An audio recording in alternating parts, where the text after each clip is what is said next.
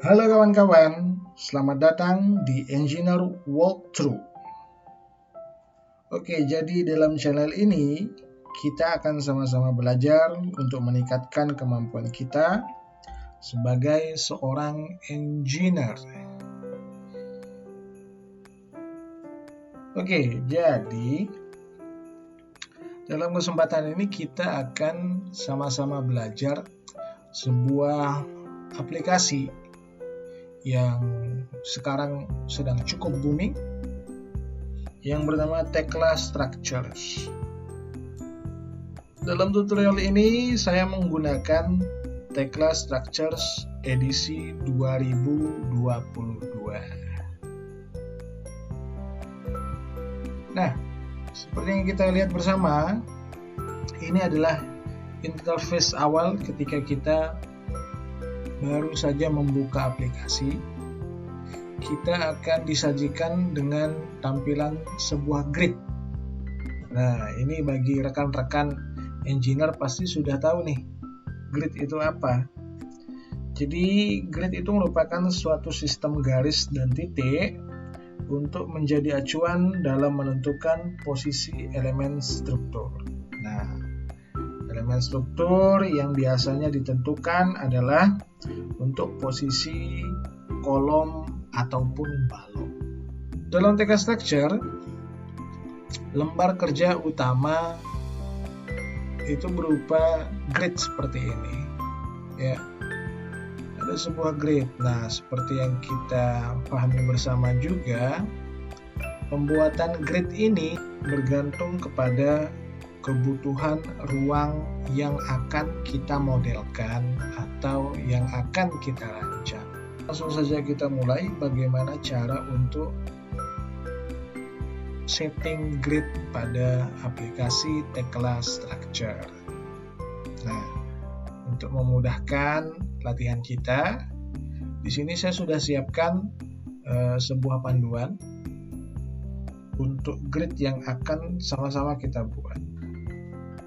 Oke, jadi kita lihat bersama di sini ada 4 buah grid dalam sumbu X, yaitu A, B, C, D. Kemudian pada sumbu Y terdapat grid 1, 2, dan 3 dengan bentangnya masing-masing.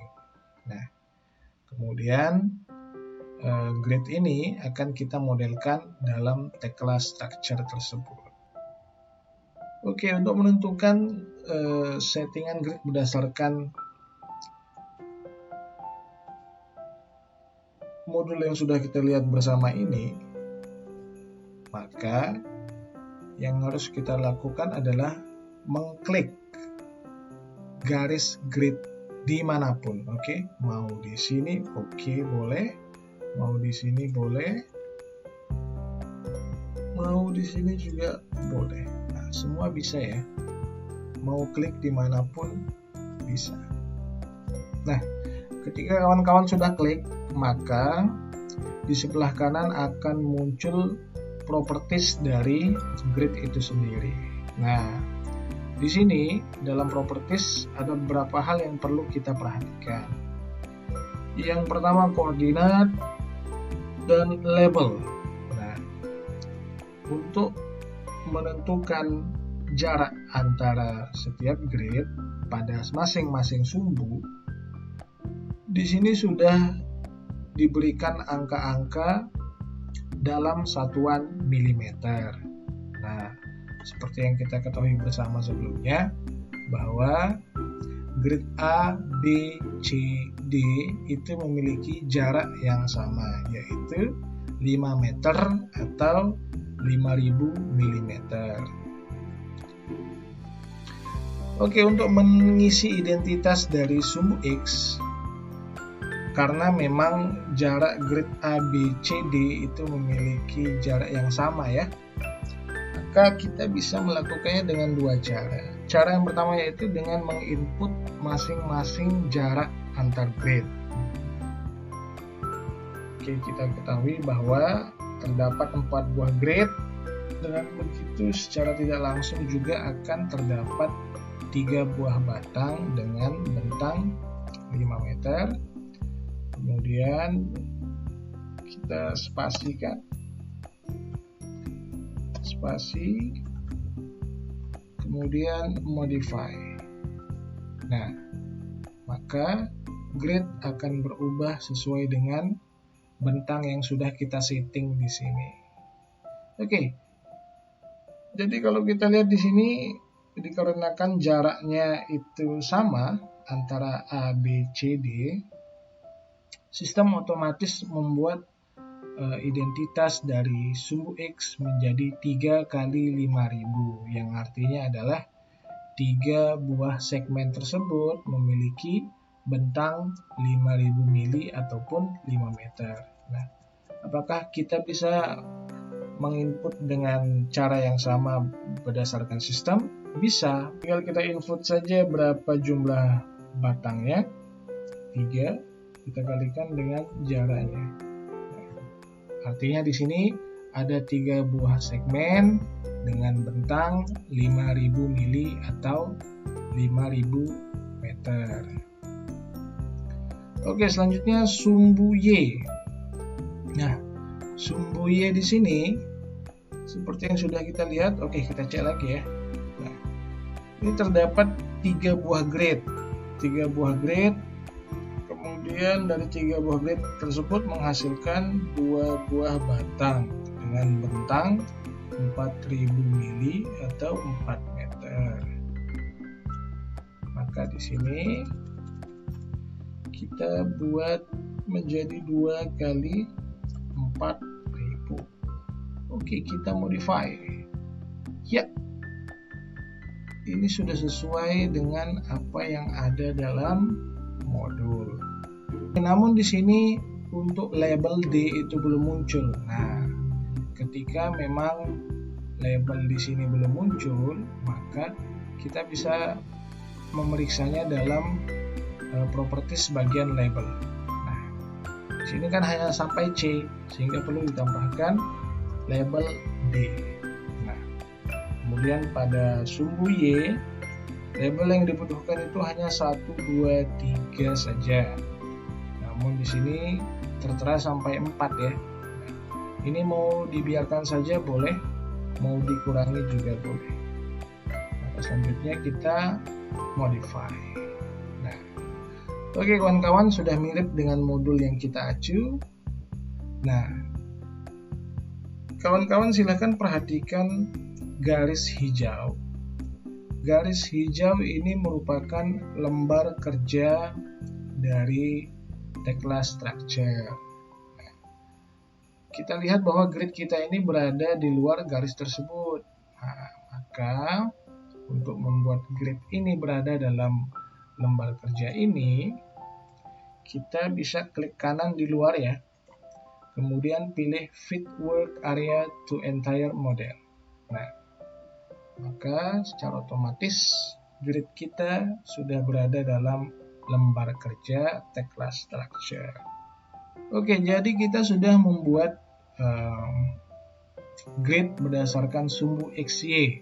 Nah, tentu saja bangunan itu memiliki 3 buah sumbu, X, Y, dan Z.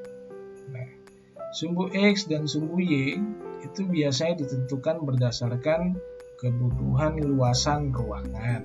Nah, kemudian sumbu Z bisa ditentukan berdasarkan kebutuhan tinggi bangunan. Nah, untuk sumbu Z, dalam hal ini kita akan mengikuti modul seperti ini. Nah, seperti yang kita lihat bersama di sini, balok itu berada pada elevasi 3100 atau 3,1 meter. Kemudian pada elevasi 4 meter itu merupakan elevasi top untuk kolom, kemudian elevasi 6000 atau 6 meter itu merupakan elevasi top untuk atap kita. Nah, sehingga untuk sumbu Z di sini terdapat 4 buah identitas, 0, 3100, 4000 dan 6000. Oke. Mari kita buat identitasnya. 0, 3100, kemudian ada 4000,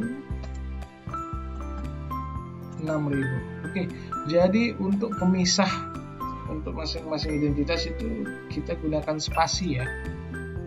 Nah, ketika sudah diberikan identitas, maka jangan lupa juga dalam label disesuaikan dengan elevasi yang sudah ditentukan.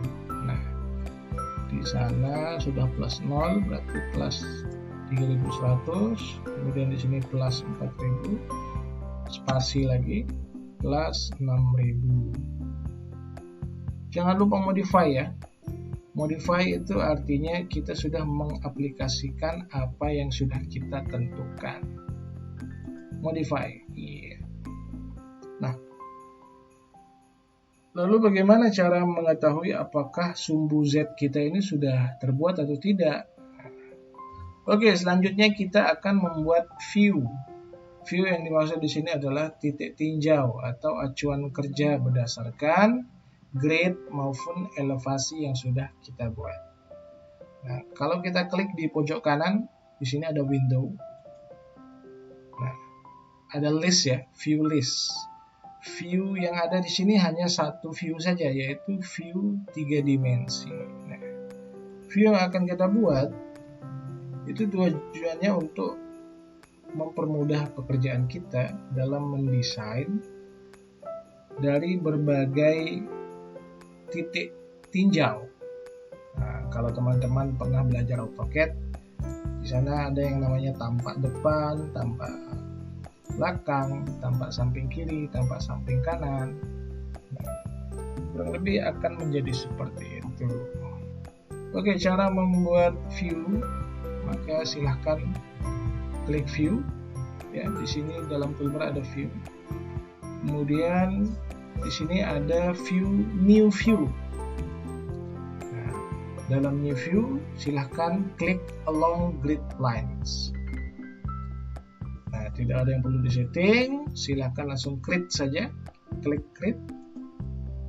Nah, setelah kita klik create, maka di sini sudah muncul berbagai macam view. Nah, grid 1, 2, 3, grid A, B, C, D, plan 0, 3100, 4000, 6000. Nah, ini sudah sesuai berdasarkan sumbu yang sudah kita setting, baik dari sumbu X, Y, dan Z. Nah, maka selanjutnya kita akan insert atau memasukkan view-view yang sudah kita buat ini menjadi visible. Di sini kalau kita perhatikan ada tulisan visible views. Artinya adalah titik-titik tinjau itu akan terlihat ketika kita kehendaki. Nah, cara insert atau memasukkan view kita lihat saja sesuai kebutuhan. Nah, yang biasa digunakan itu kan yang paling pinggir ya.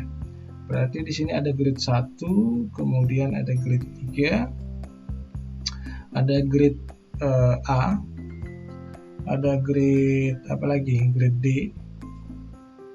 Kemudian untuk plan, oke semua saja. Plan 0 sampai kepada 6000. Nah, setelah kita pilih, maka tinggal kita tekan saja, klik saja tanda panah menuju ke kanan. Ini artinya kita akan buat menjadi visible. Nah, sudah masuk ya. Di sini ada 1, 2, 3, 4, 5, 6, 7, 8, 9 views. Oke, pada tag-class structure untuk views itu dibatasi sebanyak 9 views saja. Nah, kalau lebih daripada itu biasanya ada warning, tidak bisa dimasukkan lagi. Oke, kita coba ya. Nah, you cannot open more than 9 views at the same time. Nah, perintahnya di sini silahkan tutup satu buah views untuk bisa memasukkan views yang lainnya. Nah, karena di sini sejak awal kita sudah punya satu titik tinjau yaitu tampak 3D, kemudian kita tambahkan dengan 8 titik tinjau lainnya. Oke, selanjutnya tinggal kita close saja, close. Nah, Kalau kita perhatikan di atas ini terdapat identitas view yang sedang kita gunakan. Nah, dalam hal ini view yang masih kita gunakan adalah view 1 atau view 3 dimensi. Kita Ctrl P. Oke. Nah, bagaimana untuk memunculkan view yang kita kehendaki? Anggap saja kita ingin melihat dari tampak samping kanan, ya, atau dari grid A. Nah, di sini ada window, kemudian di sini view listnya bertambah ya. Dari sejak awal itu hanya 3 dimensi saja, kemudian di sini sudah sangat banyak sesuai dengan sumbu XYZ yang sudah kita setting. Kita coba lihat dari sumbu dari grid A ya. Nah, dari grid A kita sudah bisa melihat berdasarkan sumbu Y dan Z. Nah, dari sini kita sudah bisa melihat bahwa settingan sumbu Z kita itu sudah diterapkan. Di sini ada elevasi 0, 3,1 meter, 4 meter, dan 6 meter. Oke, kita cek elevasi yang lainnya. Kita cek dari grade 1 ya. Oke, dari grade 1 juga sudah menyesuaikan berdasarkan elevasinya. Kita lihat dari plan 0. Nah, ini plan 0 itu artinya elevasi 0 plus 00. Ini sebenarnya lebih mirip dengan ini ya, tampak 3D dari view 2 dimensi.